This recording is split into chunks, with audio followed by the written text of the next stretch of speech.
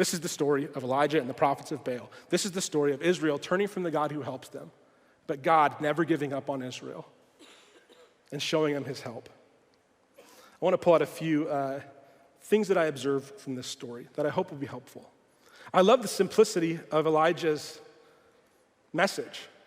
I don't want to overcomplicate this. What did Elijah want Israel to know?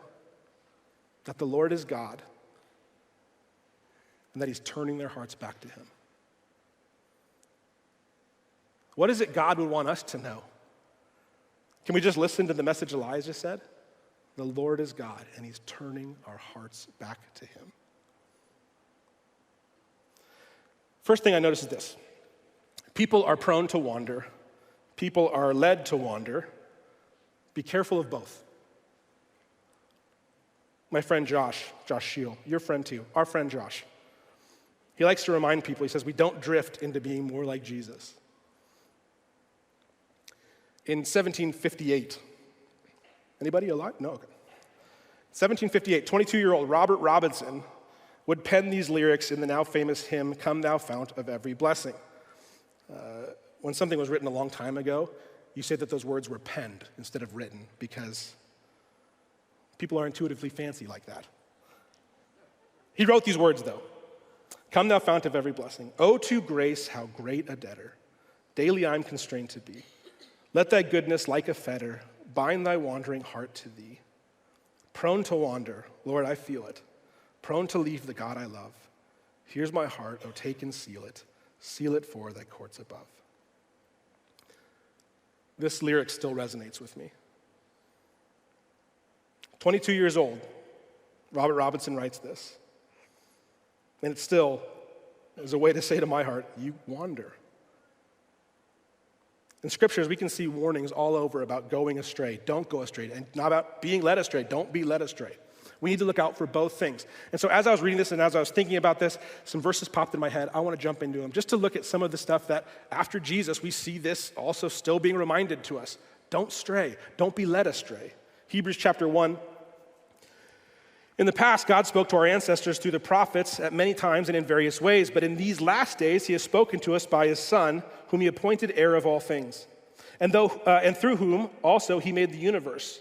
The Son is the radiance of God's glory and the exact representation of his being, sustaining all things by his powerful word.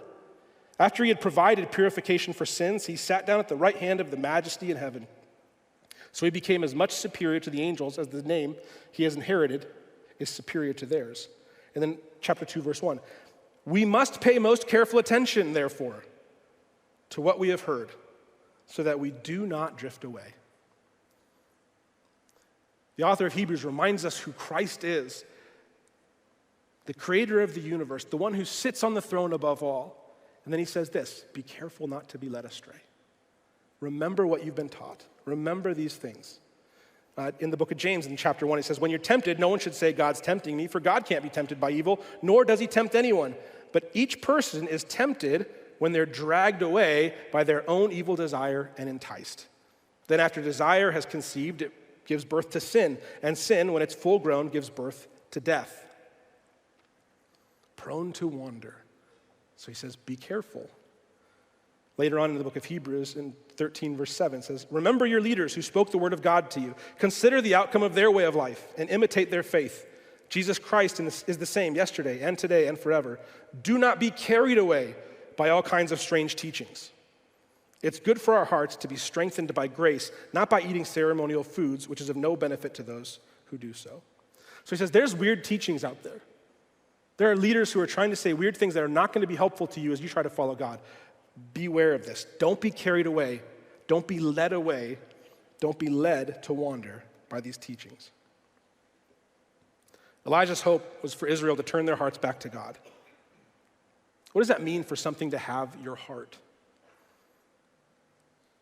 It means something has your care, right? They have you, that you're willing to do anything for them. You have my heart.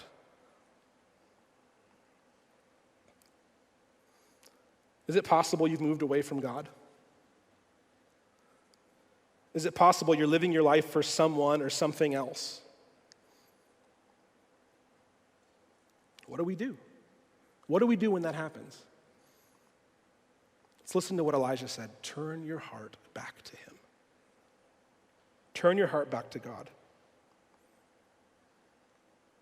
What has your heart right now? Just even as you sit there, ask yourself, what has your heart right now? Israel had a psalm that they would read, and at the end of this psalm, there's a beautiful prayer. Psalm 139, 23 and 24. Search me, O God, and know my heart. Test me and know my anxious thoughts. See if there's any offensive way in me, and lead me in the way everlasting. Who has your heart?